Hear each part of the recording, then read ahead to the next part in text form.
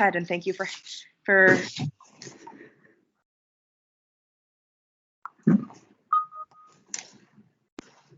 All right, can everyone hear me? I think I'm unmuted. Thank you. On September 30th, in the Cortile San Damaso, Pope Francis spoke of the viruses that have spread across the world. However, he was not speaking solely of the COVID-19 coronavirus, but also of the socioeconomic viruses plaguing the world, which inhibit the just distribution of economic resources, impeding justice. To explain this injustice, the Supreme Pontiff referred to a glass filling with water. In the ideal situation, as the needs and wants of the consumer are satisfied, the glass is filled, and any additional resources flow over to others in need. However, because of these socioeconomic viruses, the walls of the glass are continually being raised and no resources trickle down. With the needs of the consumer ever increasing and never being satisfied, consumption increases along with injustice. The consumer concerns herself solely with her own desires and does not consider others dying of thirst. 3 days after this general audience, Pope Francis expanded upon this theme in the encyclical Fratelli Tutti. He spoke of the disregard economic systems have for the common good and the resulting, quote, drive to limitless consumption and expressions of empty individualism. While these economic systems claim to promote justice, the exact opposite is true. What has come to light is that, quote, trickle-down economics was never much more than just a belief, an article of faith. The failures of economic equality must be addressed, and the cycles of decline reversed for justice to exist within society. The purpose of this paper is to examine some of the shortfalls in the current consumerist society. Through an exploration of the consumer decision-making process formulated by modern marketers, the intentional manipulation of value preferences is made manifest. These practices, when compared with the original theories of Abraham Maslow, from whom the marketer's understanding of value has been devised, can be critiqued and their deficiencies exposed. Building upon the ideas of Maslow, the work of Robert Doran provides a framework for discussing the escape from the cycles of acquisitive mimesis in which contemporary society finds itself. In particular, his analyses of judgments of value and psychic conversion are crucial to understanding the reversal required for promoting a healthy society. Finally, the role of religion in supporting both individual consumers and the healing of the larger society can be demonstrated. 21st century consumerism, as made manifest by contemporary marketing practices, makes use of the structures of mimetic rivalry to manipulate the consumer's apprehension of possible values, trapping the subject and making it more difficult for her to attend to religious values, trapping and higher levels of consciousness. However, through attention to feelings as intentional responses to value, psychic conversion helps the subject to overcome bias and become more authentic. It is through such authenticity that the justice of which Pope Francis speaks so clearly can be realized. In his 1943 article, A Theory of Human Motivation, American psychologist Abraham Maslow posits a framework of goals towards which the individual strives. He refers to these goals as the basic needs of the subject, identifying a hierarchy of 5 groupings: physiological needs, safety needs, love needs, esteem needs, and self-actualization needs. This hierarchy is often conceived of in terms of a pyramid, with the more basic physiological needs at the bottom and the more personal self-actualization needs at the top. As the subject goes about her daily living, she seeks the satisfaction of these needs. According to this theory, as particular needs are gratified, the subject becomes conscious of new needs at subsequent levels. Despite new needs emerging following the gratification of prior needs satisfaction should not be seen as a linear process. Rather, various levels coexist contemporaneously. Nevertheless, Maslow acknowledges that the more basic needs, such as food and shelter, will be more conscious to the subject when she is deprived of gratification. Thus, instead of a strict hierarchy, Maslow prefers to think of this structure in terms of, quote, gradual emergence by slow degrees from nothingness. This theory of motivation culminates in self-actualization needs, which are defined as, quote, the desire to become more and more what one is, to become everything that one is capable of becoming. It is the ultimate desire of the subject. As she goes throughout her life, she seeks the gratification of more basic needs, not for the pleasure they provide in themselves, but rather because as they are satisfied, self-actualization emerges. Her ultimate desire is to actualize her potentiality and become more fully human. Maslow also recognizes that when a subject seeks the satisfaction of self-fulfillment needs, there is an inherent concern for others. Seeking justice not only for herself, but also for others forms part of the task of the self-actualizing subject. Therefore, according to Maslow, the subject who is able to meet her own needs is necessarily ordered towards helping others. Perpetual selfishness in the accumulation of resources is not integral to human nature. The injustice which pervades cultures throughout the world points to a breakdown within this framework.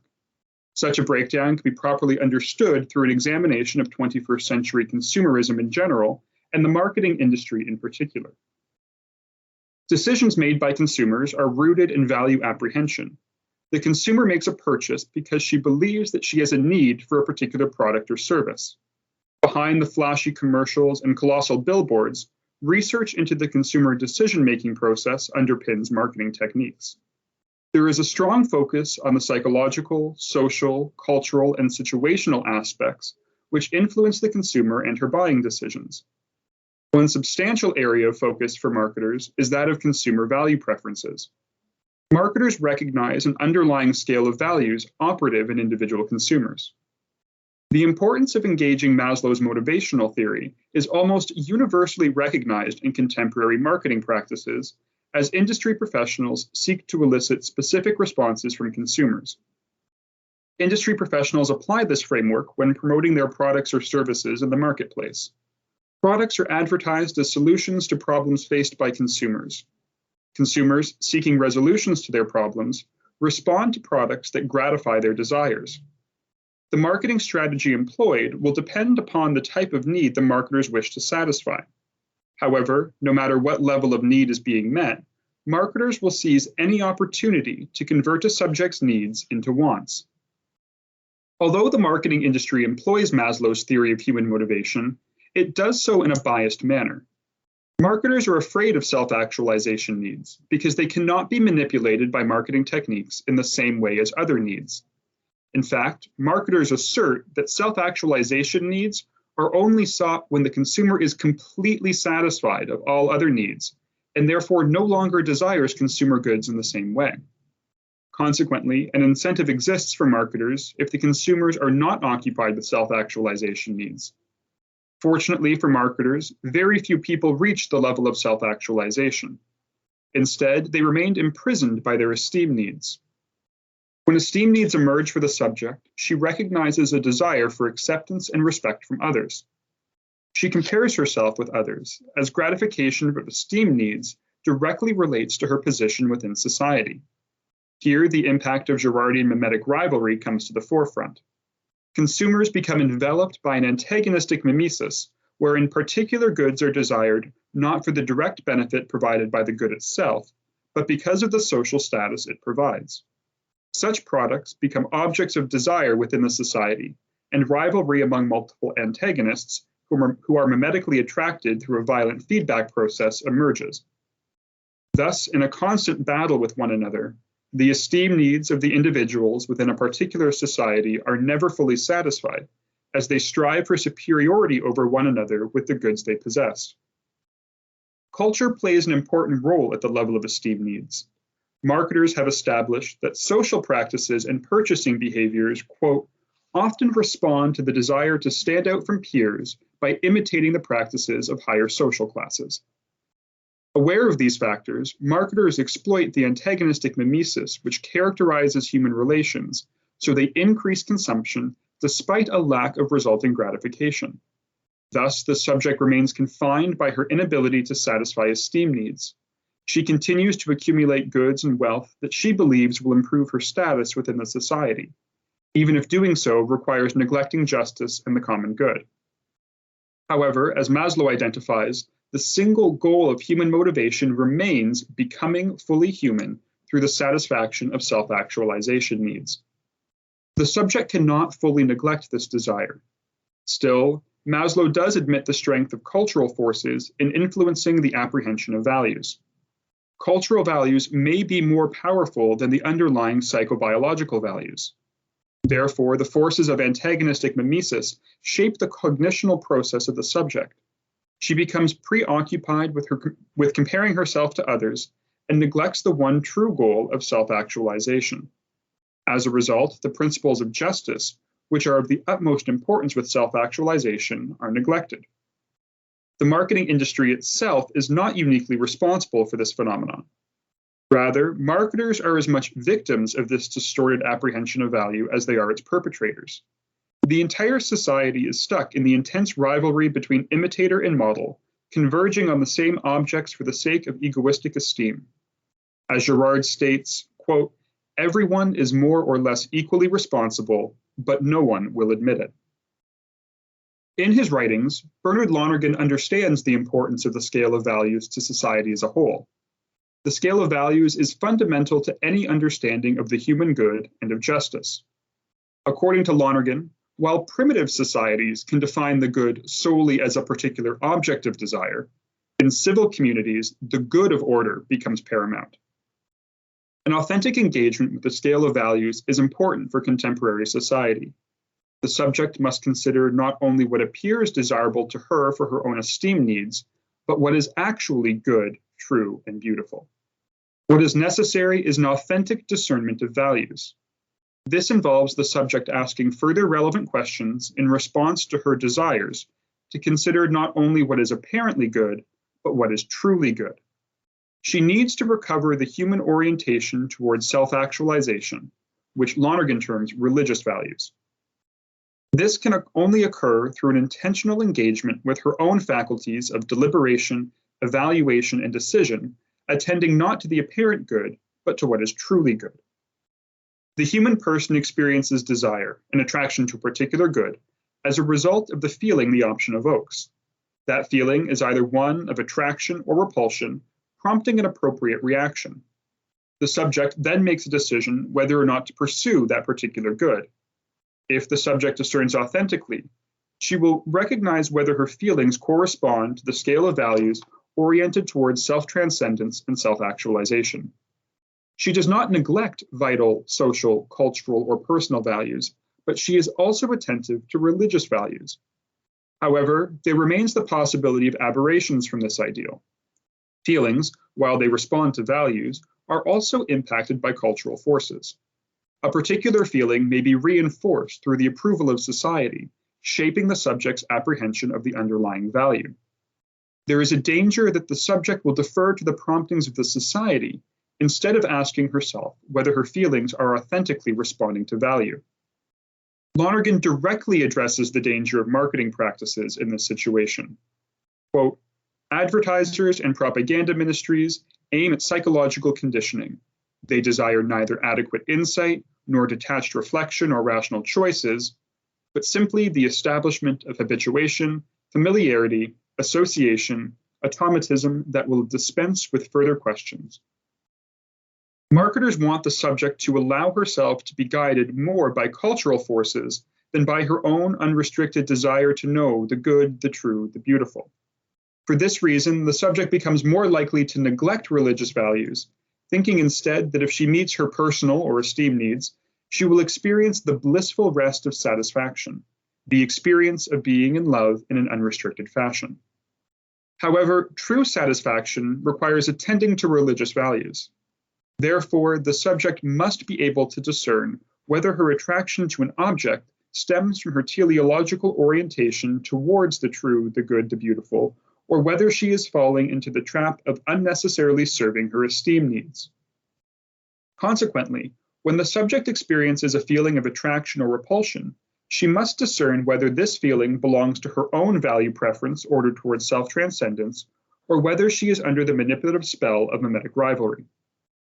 Robert Doran notes that this process, which occurs at the level of decision, requires, quote, "the apprehension of possible values and feelings, the questions for deliberation and evaluation, the judgment of value, and the decision." The subject responds to the possible values apprehended through feelings by asking further relevant questions regarding their origin and the end they serve. When she has satisfactorily answered these questions and no further questions emerge, then she is in a position to make a judgment of value. She affirms whether the possible values are actually or only apparently good. By adhering authentically to cognitional structure, the subject responds to value in a way that will result in the satisfaction of her needs. She does not deceive herself with the belief that she can be fully satisfied by servicing her esteem needs alone. Satisfying needs requires attending also to the need for self-actualization and self-transcendence that can only be met at the level of religious value. Cognitional structure is not always adhered to authentically. The subject's discernment may be impeded by bias, as is in the case with the marketing industry. While the subject may think she is responding authentically to possible values, the attention she gives to her feelings may be biased. Thus, the need for what Doran terms psychic conversion. Psychic conversion concerns the acquisition of the ability to properly interpret feelings and symbols in a mode that accurately responds to the vertical finality of the human psyche. It opens the subject up to overcoming her biases and the repressive cultural forces as she intends value. Doran notes that psychic conversion is, quote, conversion to attentiveness in the stream of sensitive consciousness, to internal communication, to responsible activity in regard to neural demands, to an openness to negotiate them persuasively and patiently. This type of conversion is necessary for the subject if she is going to satisfy her needs and desires. She needs to be able to authentically discern the objects presented to her, to understand the relationship between those objects of desire and the scale of values, and to actively pursue self-transcendence. This is the only way she will overcome the strength of mimetic rivalry and consumerist tendencies. A subject who is not converted will remain trapped by the deception of esteem needs and will never be fully satisfied. Psychic conversion allows the subject to attend to her psyche, which has a, quote, teleological orientation toward joining the dynamism of intentionality toward being, truth, and value. At the core level of the human person is an orientation towards self-transcendence and self-actualization. The psychic conversion is a critical tool in aiding the subject's attention to this telos. It helps the subject to discern her current and desired relationship with the true, the good, the beautiful. It helps her to become more authentic, to become more fully human. In recovering and promoting justice in society, psychic conversion serves as a movement from below in the subject's discernment of possible values and the formation of authentic judgments of value. However, there exists also a movement from above that can help the subject break free of cultural chains. This is the role of religion. While it is necessary to address aberrations in the scale of values and cognitional authenticity as they arise, there is also a need for greater attention at the higher levels. Quote, problems emergent at more basic levels of the infrastructure call for the differentiation of more sophisticated arrangements at the higher levels. Therefore, as mimesis and antagonistic rivalry exert significant force at the level of esteem values, religious values take on an important role in promoting conversion and greater authenticity both for the subject and for the community. To religion is giving the task of encouraging and promoting self-transcendence. In so doing, attending to religious values will not only help the individual subject in becoming more authentic, more fully human, but it will also serve to undo the cycles of decline in society while simultaneously promoting progress. Religion helps the subject attend to these values. Through religion, God becomes the ultimate grounding of value. This grounding is not merely apparently good, but it is identical with the true good of order. Thus, by attending to religious values in the subject's discernment, she becomes better able to choose the true, the good, the beautiful, and to avoid the self-interested traps of esteem needs. Ultimately, the message of the gospel helps to overcome the structures of mimetic violence prevalent in a consumerist society. This is critical for establishing justice. When religious values are desired by the subject, and when she actively seeks to satisfy needs at this level, only then will she find satisfaction and rest from these desires. This is also the point at which the subject overcomes her own self-interestedness and constant desire to compare herself with others. She begins to care for others and the common good. Today, the maldistribution of economic resources continues to divide societies. Individuals ceaselessly pursue their own interests in the accumulation of goods and the service of their own egos. Their satisfaction is grounded in their perceived superiority to others. The resulting injustices from such a belief are only heightened by consumerism. Marketers understand the egoistic needs of consumers, and they actively manipulate the scale of values to sell their products and services. They consider not the common good, but only the self-interested good of the consumer. The antagonistic rivalry of mimesis generates schemes of recurrence from which society cannot extricate itself. Restoring justice to this society necessitates movements from below and from above. From below, psychic conversion aids the subject in discerning possible values and helps her recognize that she will only be truly satisfied when she meets the need for self-transcendence and begins to care for the common good. From above, religious values provide a secure grounding in the search for the true, the good, the beautiful. Overcoming the inauthenticity of these structures is not a simple task. Nevertheless, what is clear, if the victimization of 21st century consumerism is not addressed, decline will persist. As Abraham Maslow notes, overcoming sickness and decline requires protesting the current structures. By protesting the intentional manipulation of value in contemporary marketing techniques, it becomes possible to break free of the violent schemes of recurrence. Then, through an authentic discernment of values, true justice becomes possible. The walls of the glass are lowered, and water flows to all members of society, while satisfaction and rest are found in the self-transcendence of the authentic subject. Thank you. Thank you so much for that, Will. That was a very, very interesting paper. Yes, thank you. And I'd like to go ahead and open up the floor to any questions. Feel free to click the little hand to raise your hand, and we will, or just start talking and we will sort through those questions.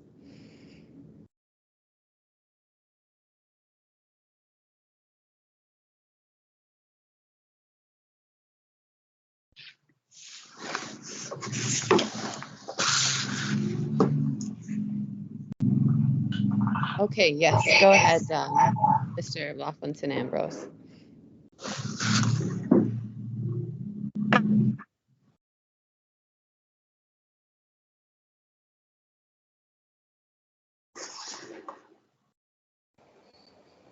Can I speak?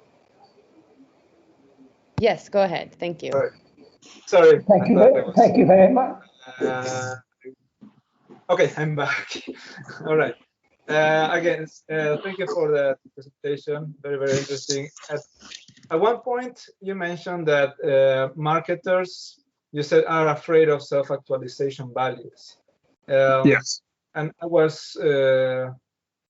actually, if you could clarify that idea a little bit, because when you said that, I thought, what about the whole, self-help, selling all these books about self-help, and you see a lot of Instagram about physical development and nutrition and all this other stuff. It seems that marketers are very much into something that at least they see as self-actualization.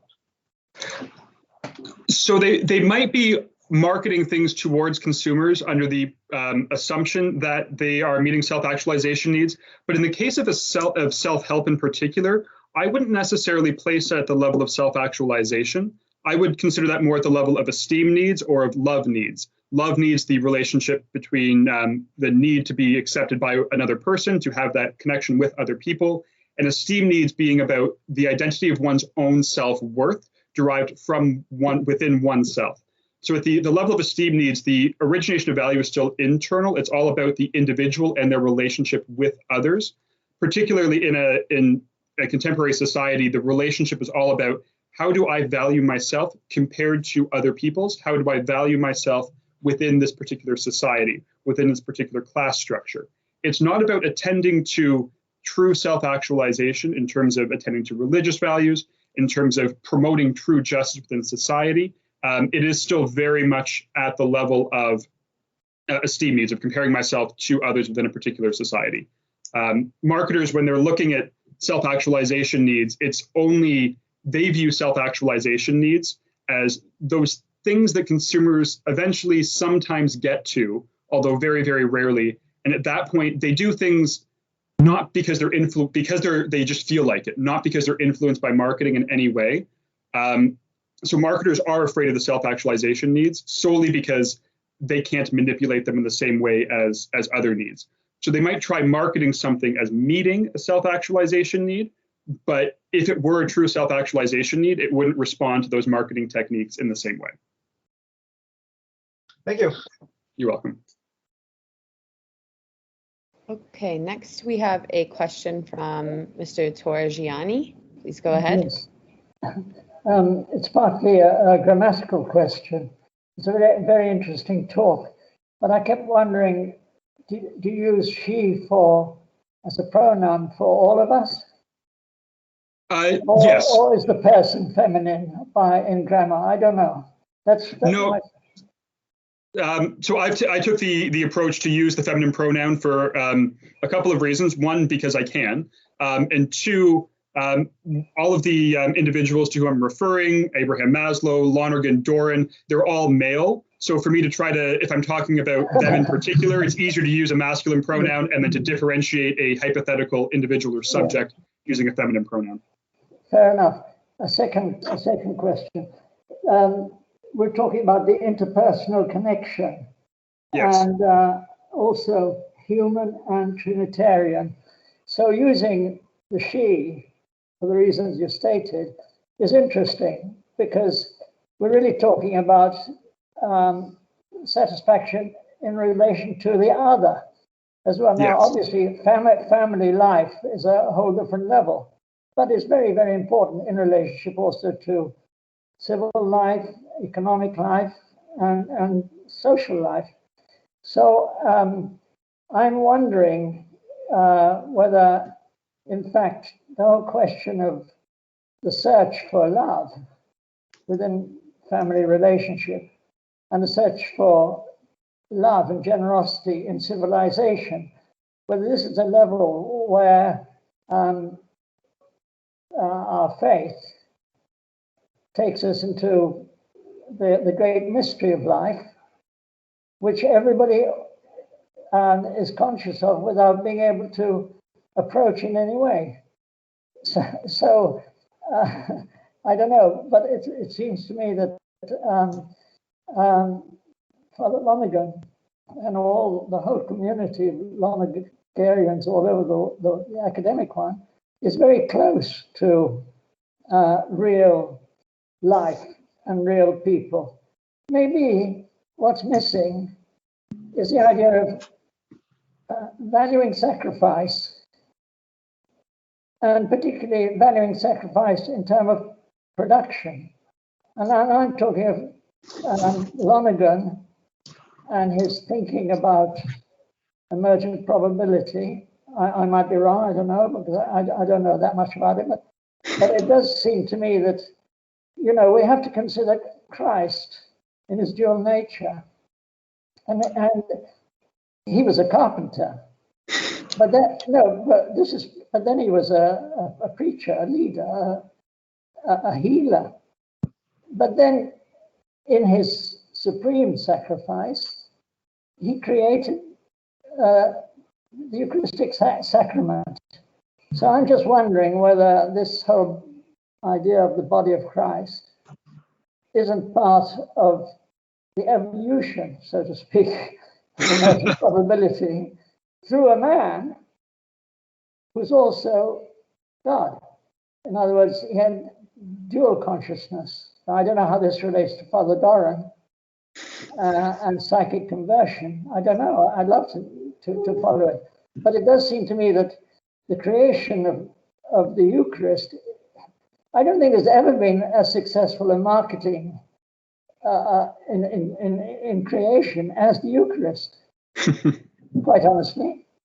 Now, maybe what the world needs, because the world adores money as God, what it needs is to discover the Eucharist.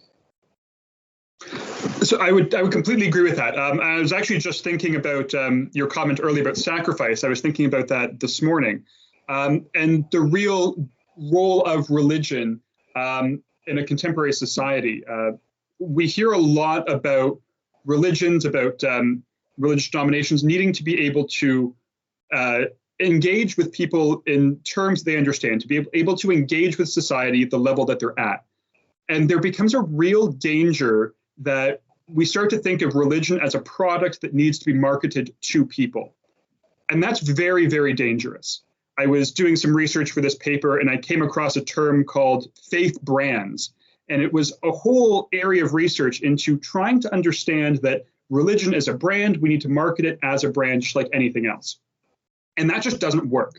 When we do that, we're now taking religious values and trying to communicate them at the level of personal values, or as Maslow would say, esteem needs. We engage and we enter into this, again, enter into this mimetic rivalry where we're trying to sell a product to people by saying this will meet the needs just as much as any other consumer good, if not better. What we're not recognizing when we do that, when we devalue religious values, when we put them on the level of those esteem needs, what we're saying is it's just like any other good. And that doesn't work because of, as Lonergan's idea of the law of the cross, this idea of suffering and transformative suffering into a greater good. And that's really where religion needs to be able to stand out from contemporary marketing practices, from contemporary society.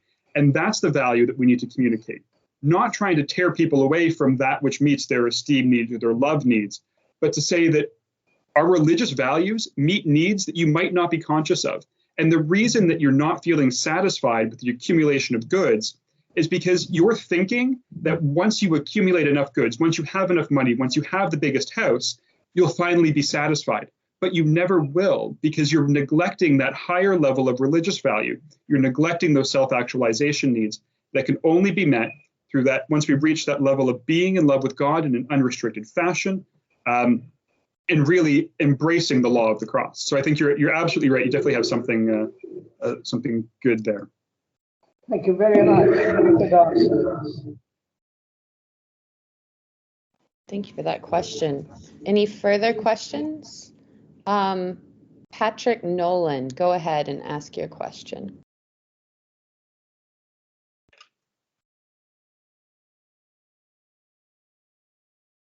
Sorry, I didn't realize I'd be up so early in the queue. I saw other hands, and I'm here in Toronto, so I got a little bit of a different time here, so I'm munching on some lunch. Real quick question, or maybe response to that, William. I totally agree with those sentiments that the rebranding of potential religious values, well, not rebranding, but the branding of religious values into kind of a commoditized package can have detrimental effects on the development of and movement of an individual towards human authenticity that both Father Lonergan and Bob described so well. At the same time, though, I have a little question in regards, and it's more just to see how you're thinking about it.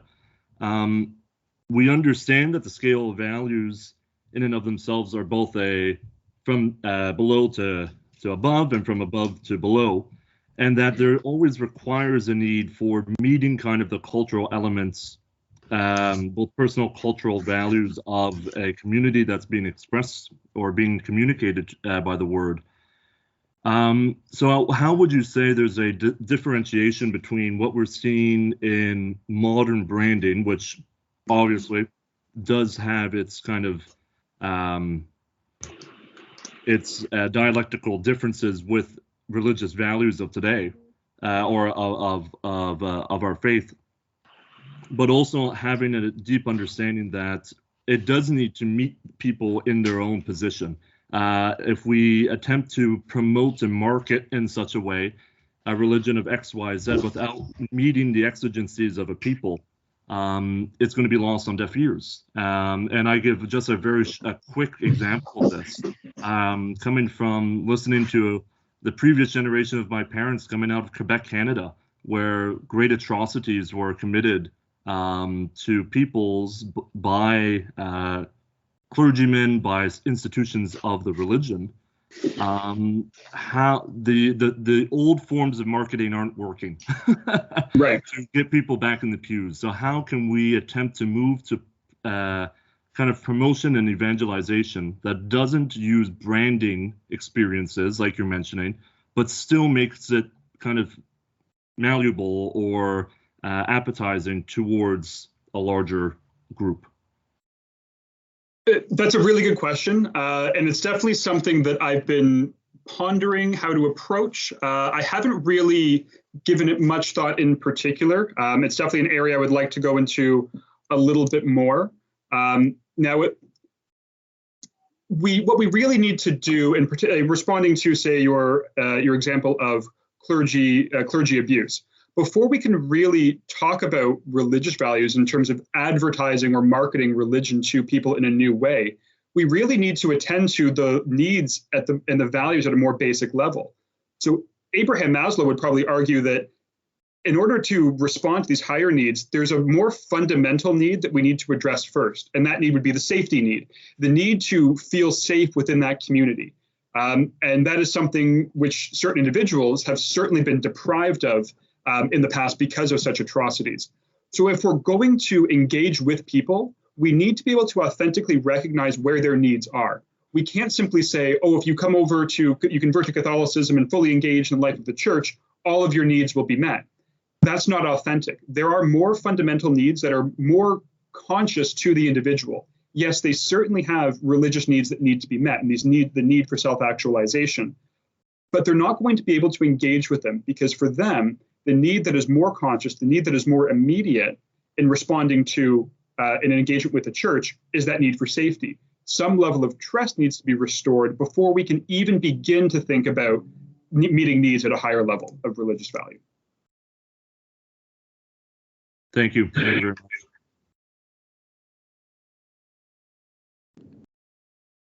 Thank you, Will. This has been such an interesting discussion. I really appreciate you sharing your work with us. Thank you. If there are no further questions, I'm not seeing any right now, then we'll go ahead and close this session out, and our next one will be at 11:30. Thank you. Thanks, William.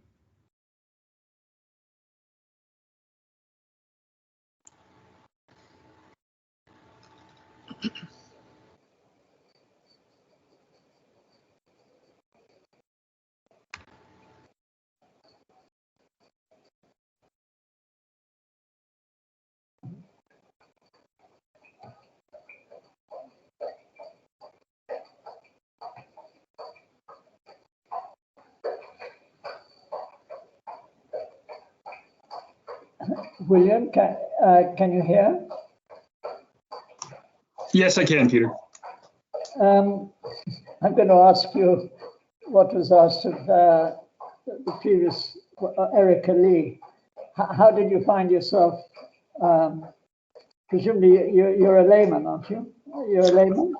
I'm a seminarian at the moment, so yes, a layman, but you're moving on. But it's actually very interesting. I have a very similar background to Erica. I used to work as an accountant as well.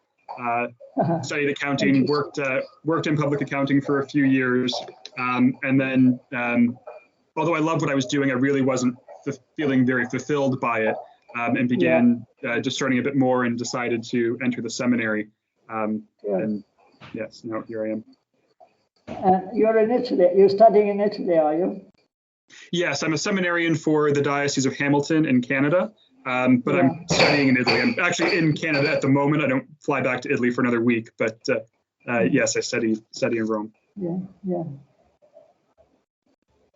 So Italy is a great place from the point of view of history, medieval times. Yes, it is. Accounting and economics, especially central Italy and Venice. Yes. And I dare say there's some values in the original thinkers, professors, a lot of them Franciscans, I think, underlying double entry bookkeeping, for instance, and even public goods. I think yes. In Florence and Venice. So I hope you'll find from Rome, something that gives a lot of sense to what you've done in the past in terms of the future. Oh, I'm very, very fortunate to be in Rome. It is such an amazing experience. And yes, the experiences, the exposure that I have are incredible. Yeah. I'm going to say something, unless somebody else wants to say something. I'm going to say something about the problem of the image of the church because of the abuse of some priests. in terms of proper relations with minors. The whole world is up in arms about this, as it should be. But really, there's something deeper.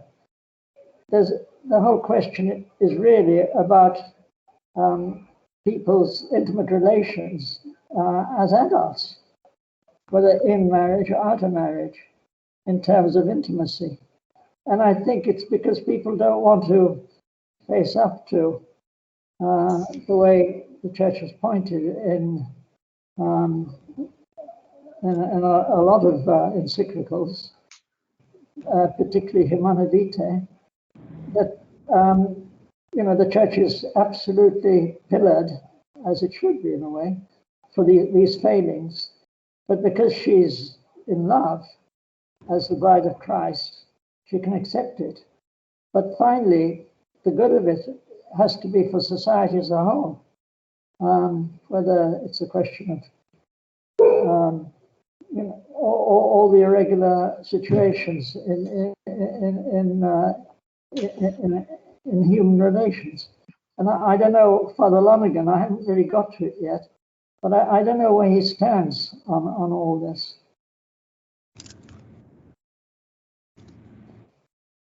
Is there in the interpersonal connection in the family question, the whole globe over, is there a Trinitarian dimension which Father Lonergan and Father Doran really are offering us to discover? I don't know. So I dare say in the priesthood, you'll find that they're great inspiration for you in exactly these fields of great human problems.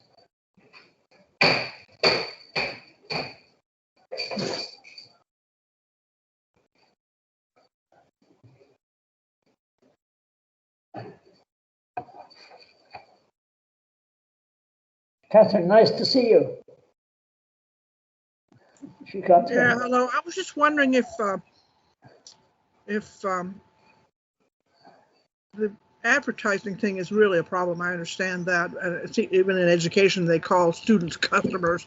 I mean, the language seems to be migrating over to being business language everywhere you go, and it's not just the language, but it seems to be the cover-all consciousness, transactional and marketing, branding, and all that. One of the things that has always bothered me goes back to the Constitution, where it says pursuit of happiness, life, liberty, and the pursuit of happiness. And I think happiness is a misunderstanding of Aristotle's notion of well-being. Goes back to well-being. It's a mistranslation, I think, originally. Of course, we'll never change that. But the problem of happiness is really a kind of psychological view, whereas self-actualization and all that, kind of nothing wrong with that. I don't mean anything wrong with it or what it implies or points to, but it's not the same as well-being. Well-being has a more of a broader meaning than happiness, or and I'm just wondering if the change of language is an important issue in your movement of thought. Very good point. Very good point. No, I think you're right. The language that we use is very important, because you're right. When I think of happiness, I'm thinking about immediate gratification of a particular need at the moment. Now, that's not how I would necessarily use happiness in a technical standpoint, because for me, when we talk about self-actualization, we talk about peak experiences or being in love with God in an unrestricted fashion. Those should all be synonyms. Those really should all be synonyms. But when we talk about happiness, there really seems to be a poor judgment in terms of what is happiness, what will bring me happiness. And I think it all goes back to the scale of values. We think of happiness in terms of meeting more basic level needs, and we truncate that and don't think about that higher level of religious value or of self-actualization needs. And so I think if that's what we're going to do, if that's the way the language is changing, then maybe we do need to stop talking about happiness in that colloquial sense and stop using it with these multiple meanings and focus more on in terms of self-actualization, in terms of peak experiences that Maslow would talk about. Because the language is problematic. When we think of happiness, we're not talking about the same thing all the time.